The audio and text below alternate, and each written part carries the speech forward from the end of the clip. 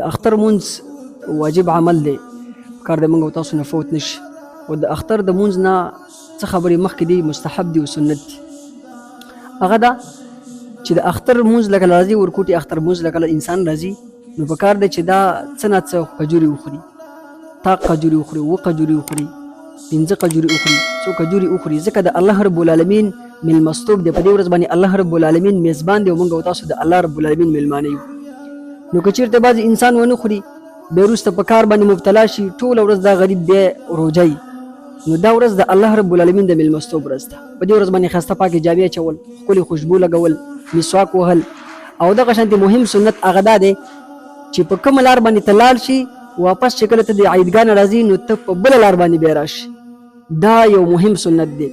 او په دې کې وجه ده، وجه پکې دا ده چې دا د الله رب العالمین دا ځمکه ګواه کول دي چې ربه دا ځمکه دې ګواهي الله، او دا ځمکه به د قیامت په سخته ورځ باندې دا به ګواهي ورکوي د الله رب العالمین په دربار کې. رب ذوالجلال ته به وایي الله وایي دا هغه انسان دی چې 10 ورځې روجې نیولې وي، او بیا چې کله د اختر ورځ شوله نو بیا په یو طرف باندې لاړلو او په بل طرف باندې رالو، دغه دواړه ځایونه به دا ګواهي ورکوي د الله په دربار کې. نو دغه ډېر مهم سنتونه. او یو بله مهمه خبره چې سرسایه په کار دی هر انسان د ورکوټي اختر نه مخکې ورکي. رسول الله صلی الله علیه وسلم فرمای اغنوهم فی هذا اليوم، وایي د خپل وروڼه په دې ورځ باندې مالداره کوي، دوی بې حاجته کوي چې دوی حاجتمند پاتې نشي، ځکه خپلو بچو له خپلو خپلوانو شیزونه اخلي، نو په کار دی مخکې نه ورته والي. اختر مونځ طریقه څه ده؟ نو اختر مونځ طریقه دا د اول خو به ته نیت دا کوې چې زه د اختر مونځ ته راغلی یم. کله چې انسان د کور نه راروان شي بس دغه نیت دی. نیت په خوله باندې ویل دا ضرور نه دي، واجب نه دي، فرض نه دي. البته که چېرته چا په خوله باندې وویل د استحضار قلبي دپاره چې ذهن یې حاضر شي، نو بلکل ویلی شي، څه خبر نشته دی چې 2 رکعته د اختر مونځ کومه په دې حاضر امام پسې، او په زړه کې به دا راولي چې مثال سره د 6 زایدو تکبیرونو، نو دغه د اختر نیت دی. ښه، د اختر مونځ طریقه څنګه ده؟ نو د اختر مونځ طریقه داسې ده چې اول به الله اکبر ووایي. الله اکبر چې ووایي تکبیر تحریمه، لاسونه به سره اوچت کړي، بیا به لاسونه وتړي. لاسونو تړلو طریقه دغسې ده، دغسې دغه 2 ګوتې به راتاوي کړي او دا 3 ګوتې په دې باندې به کېږدي.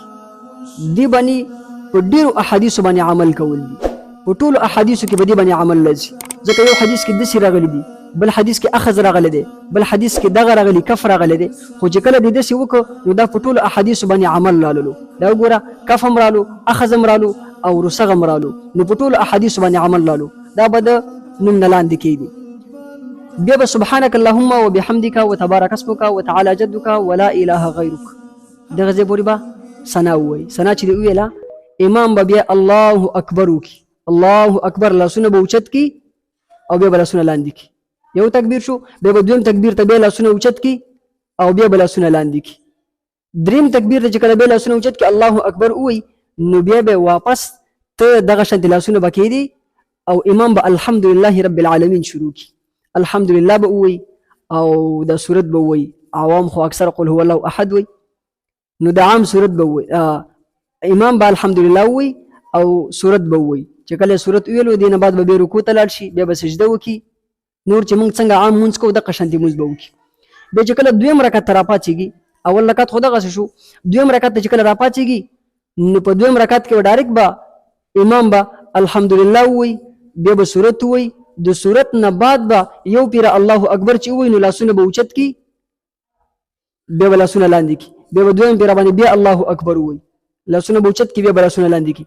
3مې پیره باندې به بیا الله اکبر ووایي، لاسونه به لاندې کړي. 4مه پیره باندې به ډایرکټ چې کوم دی بیا رکوع ته لاړ شي، بیا دې نه بعد دې سجده وکړي او بیا د هغې نه بعد بس ټول مونځ دې وکړي. دغه د اختر د مونځ طریقه ده او اسانه طریقه ده. خو بیا د اختر د مونځ خطبه اورېدل دا ګوره ضرور دي، دا ګوره واجب دي. اکثر خلکو نه دغه پاتې کېږي، د اختر د مونځ خطبه ترې نه پاتې شي به ډایرکټ لاړ شي، یا د اختر د مونځ خطبه شروع او دغه خبرې کوي. نو هلته په خطبه کې خو قرآن مجید هم ویلی کېږي. الله رب العالمین قرآن عظیم الشان کې فرمایي واذا قرئ القرآن فاستمعوا له وانصتوا لعلكم ترحمون، تاسو غوږ کېږدئ دې دپاره چې په تاسو باندې رحم وشي. نو د اختر خطبه اورېدل دا واجب دي. بس الله رب العالمین په دې باندې عمل کولو توفیق رانصیب کړي. والسلام علیکم ورحمة الله.